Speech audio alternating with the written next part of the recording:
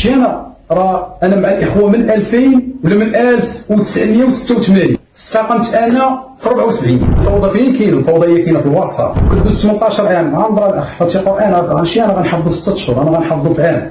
المجموعه عندنا فيها 700 اخ وتقدر تلاح 300 فائده ولن يحصلوا فائده. ولكن طالب العلم دير فيه 60 عام ولا تحصل فائده وما تقدرش تشرح الاصول الثلاثه، لا. شنو كان عندك؟ كانت عندك فوضى. راسي انا الراس ديالي ماشي قصح من هاد الصخره، والعلم ماشي خف من هاد النقطه ديال الماء.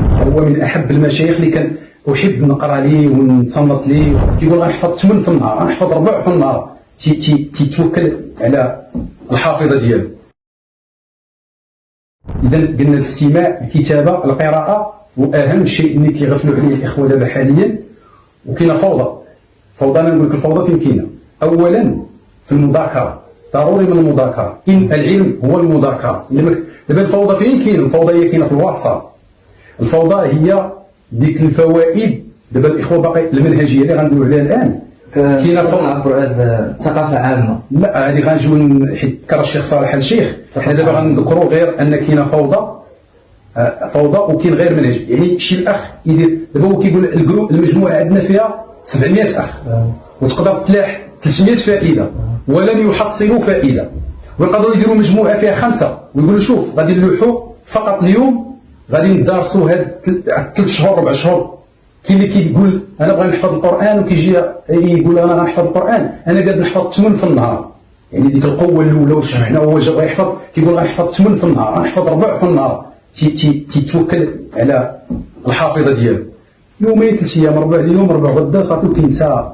بينما كون دارو كدوز 18 عام غنضرب الاخ حفظ شي قران، هذا شي انا غنحفظه في 6 شهور، انا غنحفظه في عام. وكدوز 18 عام 20 عام وما حفظوش. لو دار كما قال الشيخ سليمان الرحيلي نصف ايه على ان يكون المعنى صحيح ويمشي به، غادي يدوز 18 عام غيحفظ، هذا غادي يدوز 40 عام وما غيحفظش. فاذا نصف ايه احب الاعمال الى الله ادومها وان قل. يعني خذ المداوم القليل خير. قلنا ديك المجموعات فيها فوضى الان، يلوحوا بزاف. خذ مجموعه فيها غير 5 اخوه، المذاكره اللي كندويو عليها، خذ المجموعه فيها غير 5 اخوه، حدوا الهدف ديالكم. وتحديد الهدف راه مهم جدا. غلقوا غير فوائد ديال شرح الشيخ العثيمين على هذا، وغادي ندوزوا فيهم غير 3 ايام نحبسوا المجموعه. سير احفظ نهار، يعني 3 ايام ديال الفوائد، 3 ايام ديال الحفظ ونهار ديال المذاكره. شنو عقلتي انت، شنو عقل هذا، وهذه غتكون انفع ليهم من بعد. حتى 3 شهور 4 شهور غيسيبوا راسهم يسالوا الاصول الثلاثه. شرح كتاب بالهدف. فائده هنا فائده هنا فائده هنا ملقطه هنا. الفوضى المتناثره ما غتنفعش. ثقافه المنهجيه هذا هو اي ثقافه كما هو عبر عليها الشيخ صالح الشيخ حفظه الله.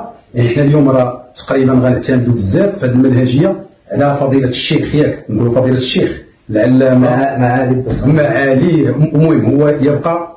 انا بالنسبه لي الا كان الشيخ تقي الدين الهلالي حاله استثنائيه بالنسبه لنا كمغاربه، وبالنسبه لنا بالنسبه لي بعدانا الشيخ صالح الشيخ تيبقى بالنسبه لي انا حاله استثنائيه. وهو من احب المشايخ اللي كان احب نقرا ليه ونتصنت ليه ونسميتو، وعنده منهجيه. يعني هو انا لاحظت حتى بعض المرات كثرت ما بغيت نبقى نتصنت ليه وليت كنشوف المناقشات ديالو ديال الدكتوراه.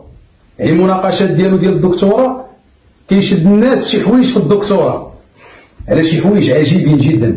اش قلنا قلنا الشيخ صالح الشيخ راه كاين حتى الاخ اللي عنده الدار دابا حنا هو كاين. يعني الشيخ صالح الشيخ قلنا غنعتمدوا عليه الحمد لله في المنهجيه ديال طالب العلم. الشيخ صالح الشيخ هو اللي تكلم على هذه البدايه. يعني الفوضى ما خداماش، لان غادي دوز سنين وسنين وسنين وغادي تسول راسك شنو حصلت من العلم؟ ما حصل والو. والمنهجيه هي الفارق بين شي. دابا بعض الاخوه تجي كيقول لك شي انا مع الاخوه من 2000 ولا من 1986 استقمت انا في 74. واخا استقمتي في 74 مزيان، الله يجازيك في خير وتشكر على سابقتك وكذا. ولكن طالب العلم دير فيه 60 عام ولا تحصل فائده وما تقدرش تشرح الاصول الثلاثه، لا. شنو كان عندك؟ كانت عندك فوضى منهجيه كما قال الشيخ صالح الشيخ. شنو خاصك تنظيم. وقال الشيخ صالح غنجيب واحد دار عام ومشى بمنهجيه صحيحه في طلب العلم افضل من واحد مالو دوز هاد السنين فقط. شي تاخذ داك كما قلنا صغير كما قال هذا واحد بقى كيطلب العلم ويطلب العلم ويطلب العلم ما تشد ليه والو. هو يبدا غادي فمر بماذا؟ بصخرة. هذيك الصخرة مالها؟ كتنزل عليها نقطة ديال الماء، نقطة. ملي جا يطلع على الصخرة هو يلقاها متقوبة. اش قال لي؟ رأسي أنا الراس ديالي ماشي يقصح من هاد الصخرة، والعلم ماشي يخف من هاد النقطة ديال الماء. ويرجع طالب العلم فصار عالما.